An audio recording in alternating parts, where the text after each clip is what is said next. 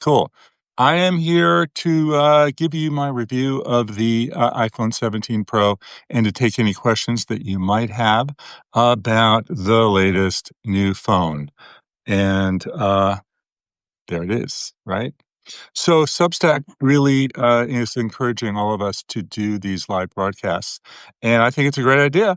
I'd like to take your questions. I don't know where in here I'm going to see the questions, so if anybody's out there watching and could help me here by just saying hi or whatever, just so that I could see something going on the screen, I will be more than happy to communicate with you. Last week, I did my unboxing where I showed you all the various new things I had, like the new iPhone 17 Pro and Apple's thinnest ever iPhone Air. Uh, as well as I also have the new AirPods here, which I have not opened, but I should. So let me tell you about a week with the iPhone. So when I first got the iPhone 17 Pro, I was like, eh, everything looks the same.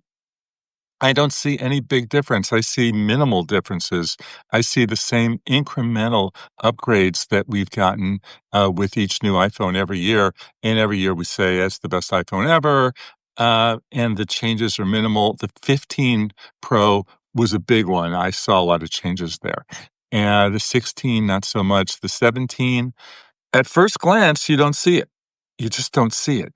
But it took me a few days and actually like a week to really be able to see the changes there. So basically, in a nutshell, the new phone is, of course, I'm just focused on photography. The photos and videos are sharper. They're richer. They have more color. You won't be able to tell naked eye just looking back to back between this phone and one of the older phones. But when you blow them up, you can see it. You could see the difference. The three big selling points, right? The first thing is the selfie camera. And let's do that. Ooh, selfie. Did you see what just happened? It automatically makes the image wider so that you can get more people into your frame. And that's a big help. But it's only a little bit wider.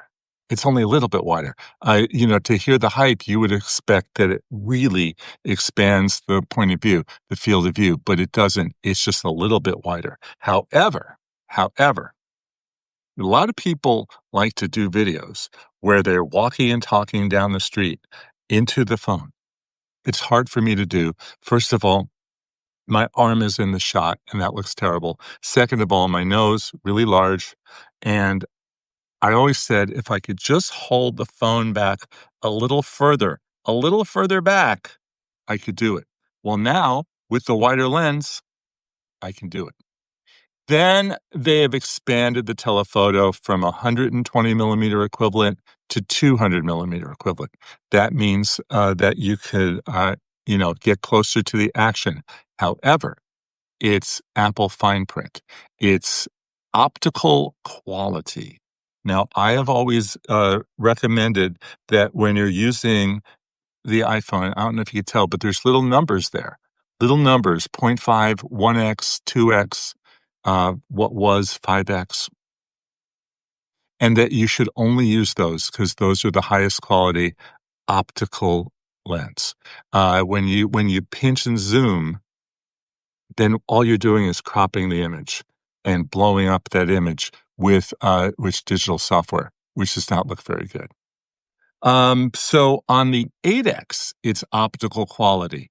They are cropping part of the image sensor, and blowing it up. And I expected it to be terrible because digital zoom is terrible and generally always looks terrible, but it didn't look terrible. It didn't look terrible. It actually looks pretty good. I don't know what magic the software engineers did there, but they did something, and it looks really good. Okay. I just got a text message from Jan. Hi, Jan. Thanks for writing in. So overall, sharper, cleaner, crisper, more colorful. The image sensor that Apple uses has gotten larger, so you're getting higher quality photos and videos. Most of them, at first glance, you will not be able to tell the difference. But once you start blowing them up, once you start playing with them, I've done the upgrade game here. So, do you need the phone? No, you don't. If you have a 15 or 16, save your money unless you want a wider selfie, and you wanna get that, optical quality 8X, which you could get by just moving your feet. So do you need it? Not really. If you have the 14, 13, 12, or 11, yeah. Yeah, then you do. I am editing a video right now where I was pulling some footage that I shot on the 14, which was, what, 3 generations ago? I couldn't believe how not sharp some of that stuff was and how terrible it was in low light. And the new one the new one is way better. If you're looking at the Air for photographers, it's kind of a non-starter. You have 1 lens, and you don't have ultra wide. So that's a non-starter. 3 lenses here, that's a starter. Okay, so that's my little live summation, and, thank you for hopefully watching this on the replay. I'm Jefferson Graham. Look for the newsletter every Saturday morning, and on occasional other days, you never know when. So, thanks again. Bye-bye.